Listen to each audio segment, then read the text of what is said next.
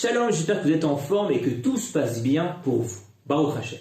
Aujourd'hui, je vais commencer par vous poser une question. Est-ce que le bonheur est contagieux?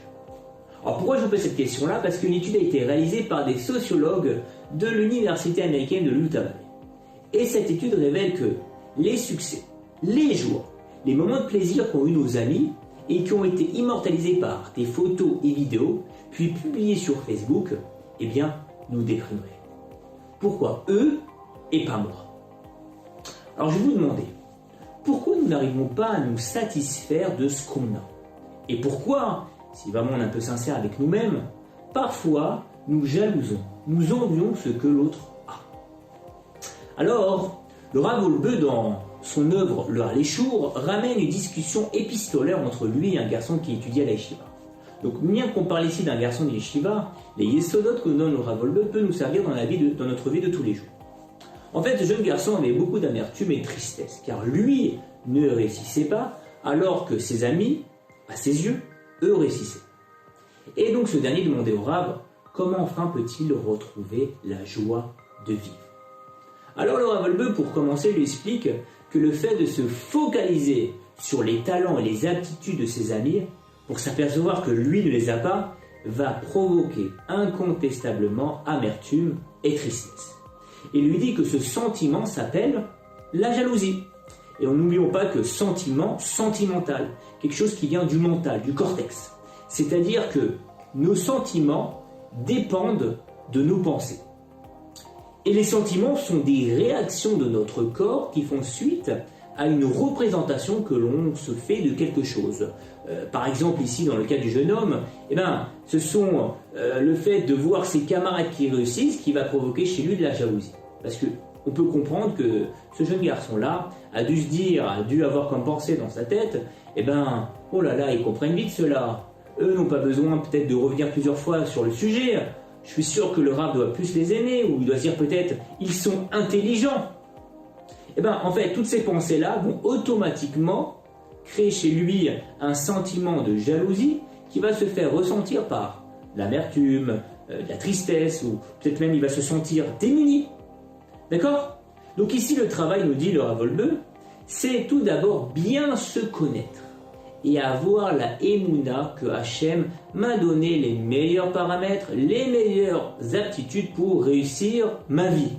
Ma vie, pas celle de l'autre, ma propre vie.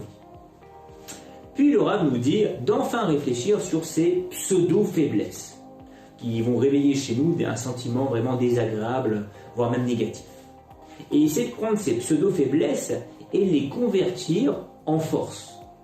Par exemple, si on reprend le cas du jeune homme, le fait qu'il comprenne moins vite, pour lui c'est une pseudo-faiblesse, parce qu'il voit que ses amis ils comprennent plus vite que lui, on peut la convertir en force. Comment? Puisqu'il va mettre plus de temps et d'efforts dans son étude pour comprendre, c'est évident qu'il va ressentir plus de satisfaction. Et on sait que la satisfaction est très importante dans l'étude. Encore, quelle force peut être déduite du fait qu'il comprenne moins vite? Le fait qu'il va répéter les sujets plusieurs fois, ça va l'aider à se rappeler davantage du sujet que ses amis, parce qu'eux l'ont compris très vite.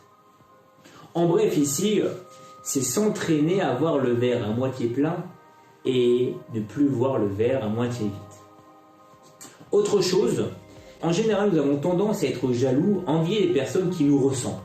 Pourquoi moi je n'envie pas le Rav Ovadia Yosef pour sa Torah, ou encore Bill Gates pour sa richesse, ou même Trump pour son pouvoir? Mais par contre, mon collègue qui fait plus de contrats que moi, ou mon camarade qui pose de meilleures questions que moi, j'en suis jaloux. Alors, le Ibn Ezra sur l'un des 10 commandements, l'interdiction de convoiter la maison de son prochain, même l'interdiction de convoiter la femme de son prochain, nous explique que cette mitzvah se réalise seulement dans la tête. Mais non, comment faire pour ne pas réveiller ces pensées pernicieuses qu'on a dans la tête?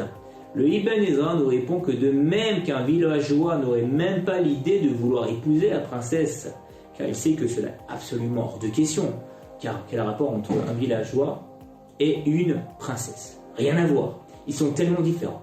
Nous aussi, nous devrons s'interdire de convoiter tout ce qui appartient à un autre. Pourquoi? Parce que quel rapport entre lui et moi? En fait, ici, l'astuce pour réduire l'envie, la jalousie, c'est de vous persuader rationnellement que cette autre personne dont vous êtes jaloux ne vous ressemble pas autant que vous le croyez. Et se persuader qu'on a très peu de choses en commun. En clair, il faut se concentrer sur les différences que sur les ressemblances. Et si vous faites ce travail, vous allez voir que par magie, la jalousie disparaît. Pour terminer, il faut apprendre à avoir un Ain Tova, apprendre à avoir un bon œil, apprendre à regarder les autres, avoir un plaisir à leur réussite, un plaisir dans leur richesse, un plaisir dans leur aptitude, et vraiment ressentir de la joie devant le succès de l'autre. Et en faisant ce travail-là, nous amenons la bracha sur nous. D'ailleurs, parmi les 26 lettres de la Torah, 3 lettres ont quelque chose de particulier. Le Bet, le Resh et le Kaf. Et ces 3 lettres forment le mot Barer, bénédiction. En fait, ces 3 lettres ont le double de la valeur numérique de la lettre qui la précède. Par exemple, la valeur numérique de Bet, c'est 2, et la lettre qui est avant, c'est Aleph, c'est 1. La lettre Resh, qui est 200, la lettre qui la précède, c'est 100, c'est Kouf, 100.